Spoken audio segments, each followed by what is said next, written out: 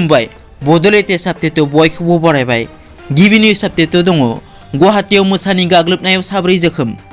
गुवाहाटी नोगोरमायाव फिन मोसानि गाग्लोबनाय जाथाय। आहमगावआव थानाय दिल्ली पाब्लिक स्कुलनि लांगोनायाव मोसाया उदाङै बेरायथिदों। मख'नो गोनांदि हरनिफ्रायनो गिदिंबाय दंमोन बे मोसाया। मोसाया सानै हाग्रा बिफाननि बिबानगिरि आरो सानै मावथिफोरखौ गाग्लोबदों। मोसानि गाग्लोबनायाव जोखोम जानाय सुबुंफोरखौ प्रबिन हालै, आबेद आली आरो हारिसिल होनना मिथिनो मोननाय जादों। जोखोम जानाय सुबुंफोरखौ आयुरसान्द्रा हस्पिटालाव लांनाय जायो। नैथियाव दङ प्रमद बर'आ बुंदों फैगौ 10 साननि गेजेराव जेलाव थांगोन हाग्रामाया। बिटिसिआव जानाय जाख्ल'नायनि नायबिजिरनायखौ गोख्रैयै खालामनाय जागासिनो।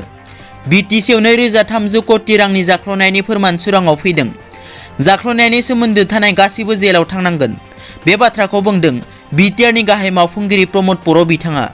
मैया धेकियाजुलिनि बेलस्रिनि बालाबारियाव खुंनाय दुलाराय बर' फरायसा आफादनि सनितपुर जिल्लानि बोसोरारि जथुमायाव बाहागो लानानै BTRनि गाहाय प्रमद बर' बिथाङा हाग्रामाया जेलाव थांगोन होननानैबो बुंथियो। बेजों लोगोसे प्रमद बर' बिथाङा बुंबावोदि NDPनि दैदेनगिरि रन्जन दैमारि बिथाङा थाबैनो उदां अख्रांनि सिङाव फैगोन होननानैबो गावनि बिबुंथियाव बुंथियो। थामथियाव दङ यामेननि एयारपर्टआव बमा बेरफ्रोयो। मुलुगाव कर'ना भाइरासजों जुजिनाय समाव मोनसे गिख्रंथाव जाथाया जालाङो। यामेन आदेन एयारपर्टआव गोदानै दाजानाय सरकारा साउदी एराबियानिफ्राय मैया बुधबारखालि सफैनायनि उनावनो एयारपर्टआव बमा बेरफ्रोयो। बेजों लोगोसे गुलि गावलायनायबो जायो।